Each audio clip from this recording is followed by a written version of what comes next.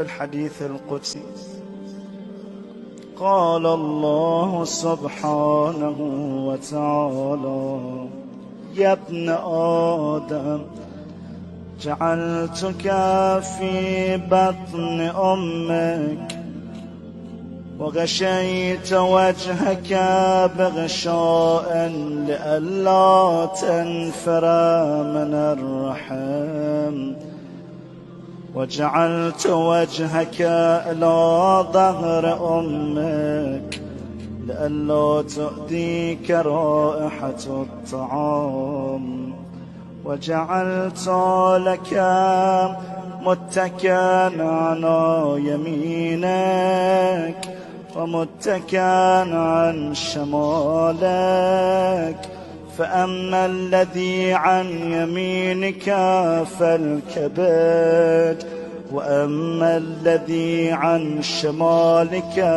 فالطحال.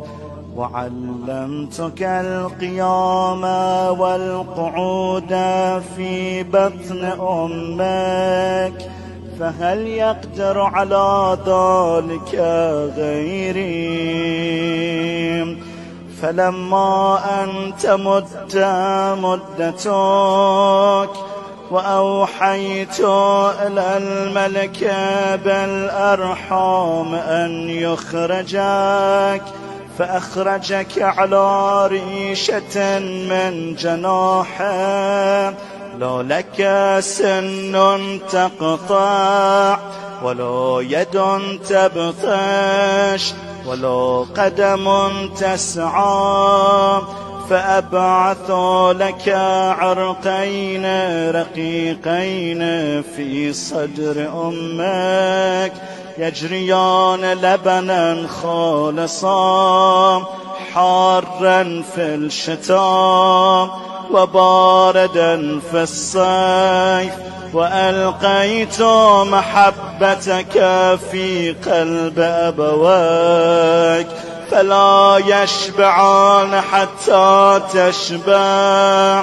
ولا يرقدان حتى ترقد. فلما قوي ظهرك واشتد أزرك برزتني بالمعاصي في خلواتك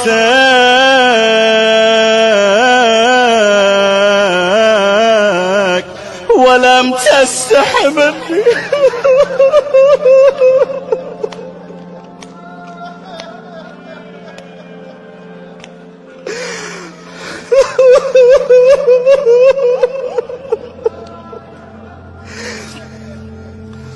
ومع هذا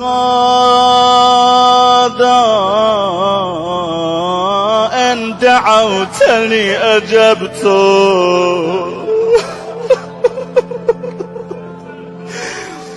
وإن سألتني أعطيت،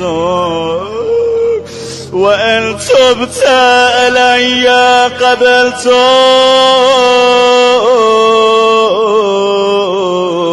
إلهي العافية،